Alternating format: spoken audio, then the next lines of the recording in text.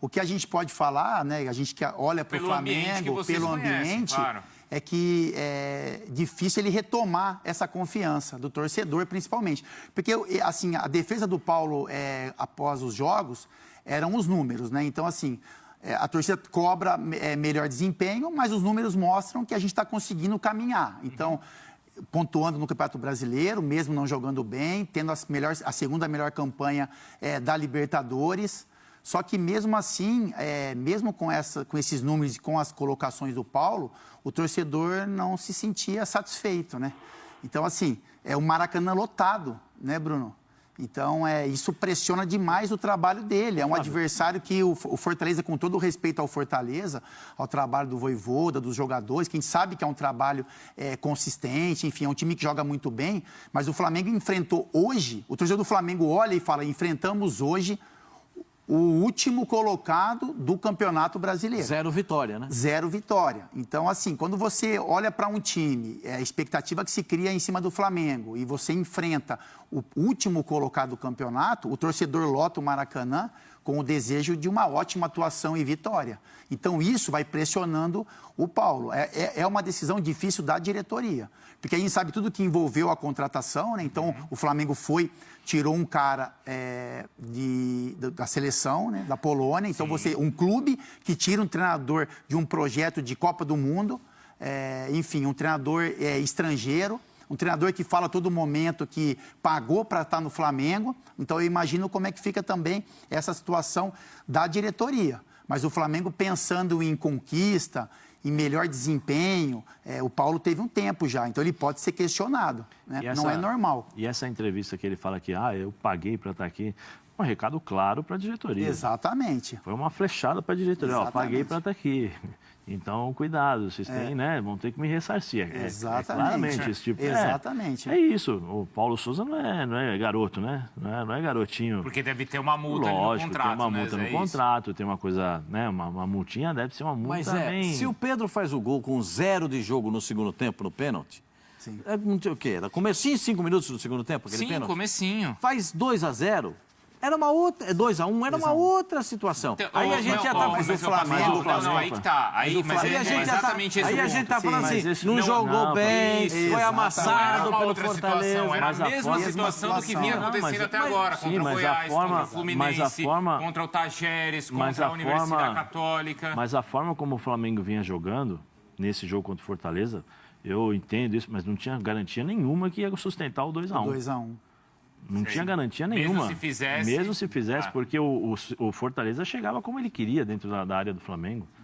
O único jogo que o torcedor do Flamengo teve um pouco de paciência com o Flamengo foi no Fla-Flu, né, Zé? Sim. Porque aí o Flamengo não jogou bem, o Fluminense criou as melhores chances, o Fluminense não merecia perder. Mas aí o que a gente falava, né? Pesa o tamanho do clássico. Aí você ganha um clássico, né, aí a torcida, aí a torcida se movimentou de uma forma positiva. Tirando isso, o Flamengo a todo jogo ele é questionado. Eu acho que se o Flamengo vencesse o jogo hoje por 2-1, e a tendência seria, pela forma como o Flamengo está jogando, a tendência seria, se o Flamengo fizesse o 2-1, seria mais fácil o Fortaleza terminar o jogo pressionando o Flamengo em busca do gol do que o Flamengo buscando o terceiro gol. Eu acho que aí, mesmo assim, a torcida do Flamengo não iria sair satisfeita, porque o desempenho do time dentro de campo, ele não é bom. E tem uma coisa que eu uso sempre como parâmetro, né, pela experiência e tal. Eu falo o seguinte, você quer ver como o ambiente no clube se encontra, como está o ambiente vestiário, prestem atenção nas comemorações dos gols. Nos gols que o Flamengo faz e nos gols que o Flamengo sofre. Se você prestar atenção no gol, o Flamengo toma o gol, o Rodrigo Caio e o Pablo vão para dentro do gol assim, ó. Sim. E outro sabe que chama atenção também, Zé? Porque eles tinham que dar um grito com o Arão, né? Sim. Eles tinham que reclamar com o Arão. Mas teve um jogo também... Mas aí os caras preferem... Sim. Mas teve um outro jogo também, agora eu não me lembro, peço até perdão, acho que foi pela Libertadores, eu acho, que também tomaram o gol, um olhava para o outro assim, o Hugo levantava os braços cobrando, o zagueiro para cabisbaixo e tal. Você não via, ó, que nem, por exemplo, você toma um gol como esse, olha lá, você pega normalmente, você pega a bola do gol, dentro do gol, chama a atenção, vamos lá, sai lá, leva a bola para o meio campo e tal. Olha a atitude dos três ali, ó, que estão dentro da área, ó. Sim. Olha lá, ó, Hugo, cabisbaixo, sabe? Ah, não, tomamos um gol, tá tudo bem, tudo tranquilo. Não pode ser assim.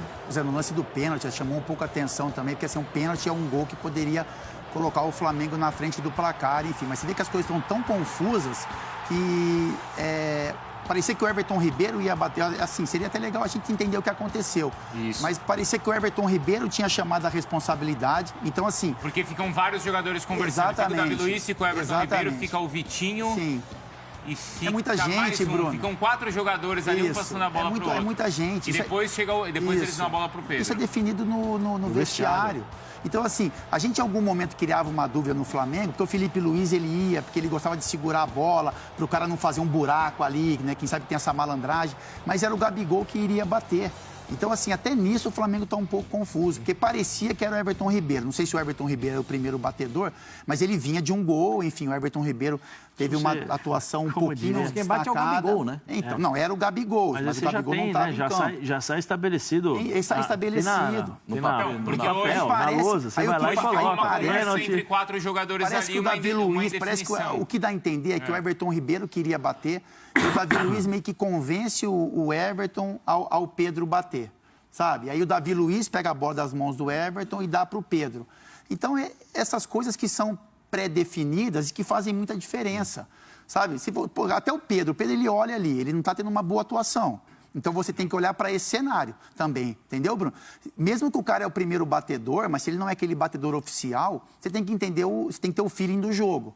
Então, assim, o Pedro não teve uma boa atuação, ele não teve ações ofensivas, ele não criou muitos problemas para a defesa do Fortaleza. Então, assim, se o Davi Luiz realmente, ele inibe o Everton, e a gente sabe como é que o Everton Ribeiro é também, né? Que ele não tem essa voz tão ativa. Sim. O Everton é aquele jogador que, se ele pega a bola e o pessoal deixa ele bater, ele vai com a segurança. Mas se você questiona, Everton, tem certeza? Será que não é melhor a gente passar a bola para o Pedro? Isso intimida um pouco o Everton. E aí você pega a bola da mão do capitão do time e dá para o Pedro bater. Então, assim, pode ser um acaso, mas aí é o que acontece. Mas nessa rodada tem pênalti para contar a história. E bate. No jogo do São Paulo também teve isso. Sim, sim. Que no jogo do São Paulo também teve. Pode ter sido assim, deixa o Pedro lá fora do foco, vamos fingir que a gente está conversando aqui entre eles. Assim ninguém pressiona o Pedro e na hora de bater ele aparece. Pode ter sido isso, não? O que você está falando é do Aspircueta? Mas vai enganar quem, né, Bruno? Isso, pode? Nenhum jogador no futebol brasileiro nesse momento iria pensar isso. Mas vai enganar quem num jogo como esse, né?